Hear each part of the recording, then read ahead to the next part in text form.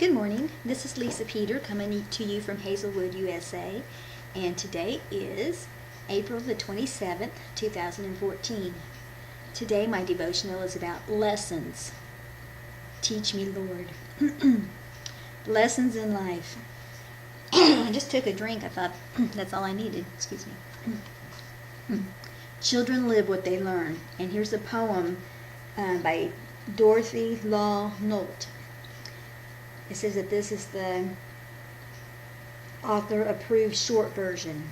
I didn't check the long one to see what all it said, but this is, if children live with criticism, they learn to condemn.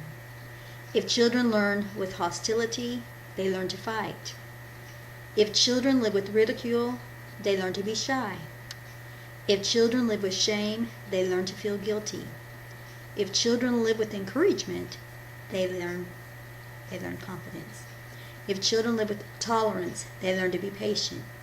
If children live with praise, they learn to appreciate. If children live with acceptance, they learn to love. If children live with approval, they learn to like themselves. If children live with honesty, they learn truthfulness. If children live with security, they learn to have faith in themselves and others. If children live with friendliness, they learn the world is a nice place in which to live.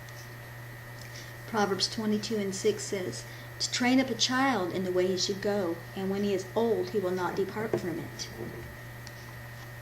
Lead by example, a good attitude, good work ethics, etc.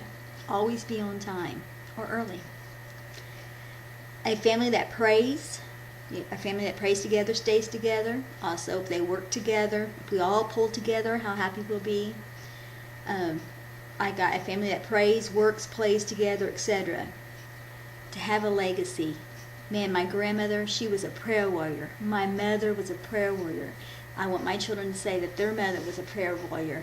It's good to know that my children are prayer warriors, and so forth. It's a legacy. They learn. They learn how to pray from us. They learn how to walk with God from us, to read our Bibles from us. Okay, right now I'm starting off like with what children learn from us, and that's true. But as I go along, you see that I have been learning lessons. It doesn't matter how old we are in life. We all have lessons to learn. We learn from others' mistakes and successes, from Bible examples. How many parables are in the Bible? Stories of miracles, stories of hardships, stories of people messing up, stories of horrible things that people did and how they treated each other. We need to learn from that. And we also see the good sides too. Bible examples, history. Learn from history. They're trying to tell us now that the Holocaust never happened. They try to tell us that other things that is not true. They try to tell us the Bible isn't true. A lot of stuff they try to tell us. But history proves that this is true. History proves that there was a Holocaust. History proves, that people, they just repeat. It's right now, people, they think that change, they think that they're progressing, they think that they know more than what the forefathers knew, but they don't. In fact, they know less. In fact, I was talking to my friend the other day, and I said, I grew up in the city. I'm a city girl. I love the country, I love the woods, but I am a city girl. If I had to start canning, or if I had to have a farm, I wouldn't even know how to start. I piddle around a little bit of gardening, I piddle around a little bit of this and that, but I really don't know. I haven't learned from experience. I haven't learned from example in those areas. But I have learned how to do a lot of city things that maybe my farm people wouldn't know how to do. I don't know. But anyway, we know that you can't keep doing the same thing over and over again and expect different results. We've got to learn from our own mistakes. Somebody says, if you want change, don't keep doing the same thing. You're not going to have different results. If every morning you get up and you do this, the same 4 or 5 rituals, and then the day's gone and you haven't branched out and done anything else, change it up a bit. Try something else. Practice makes perfect. I teach music lessons, and it's very repetitious. Over and over when they come in, I have them play the songs, have them do their chromatic scales, do the pentatonic scale, do different things over and over. until they get it. When you do your chords, you may not know how to hold your fingers when you first start. Do the 1, 3, and 5 and all that stuff. But practice makes perfect. It gets easier as you go along. Fix what is broken. Mend the wrong. Never give up. A righteous man falls 7 times but gets back up again. Proverbs 24, 16, and 18 says, For a just man falleth 7 times and riseth up again. Weeping may endure for a night, but joy cometh in the morning. And that is also Psalms 30 and verse 5. That's part of that verse. Now, we've always heard that diamonds were made from coal. Well, I looked it up, and it says that that's not a true thing. It says that diamonds are very rarely made from coal. But diamonds are the same concept. It doesn't matter if diamonds are made from coal or not. The same concept is there. Diamonds are made from carbon, a mineral that forms at least 100 miles underground from pressure and heat. That's the point. If it's made from coal, if it's made from carbon, I think coal is carbon actually. I don't know because I don't know all that stuff.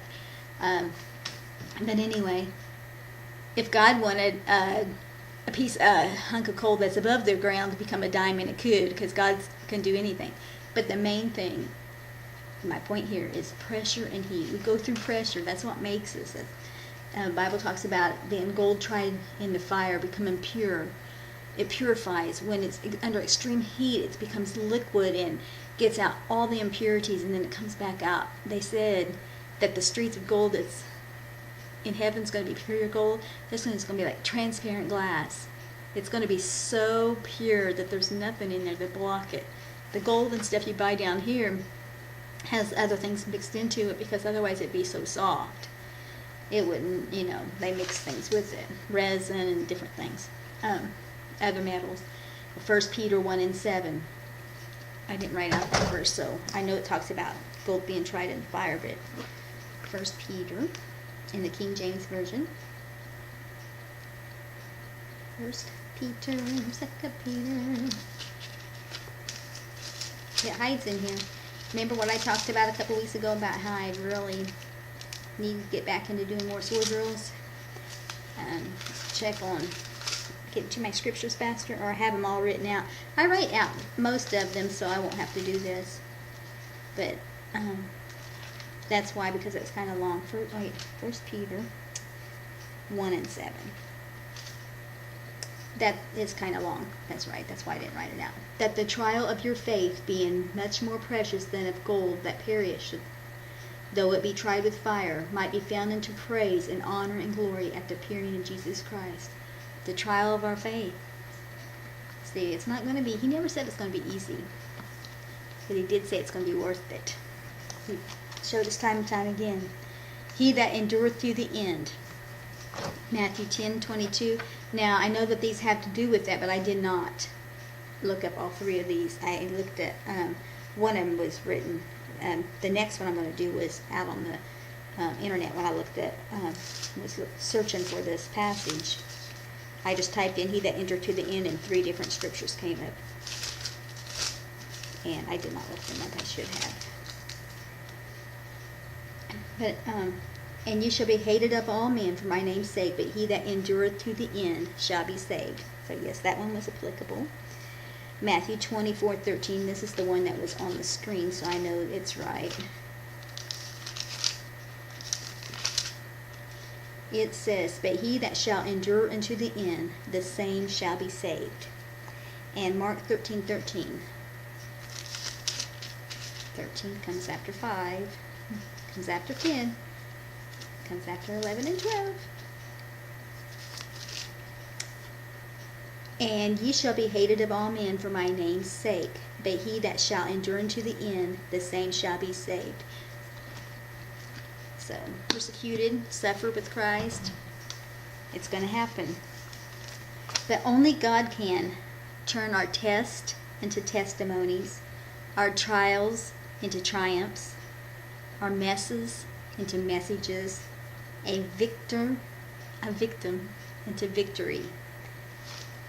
A victim into victory. And then there was one more that I made up, something about take our lessons, make a lesson.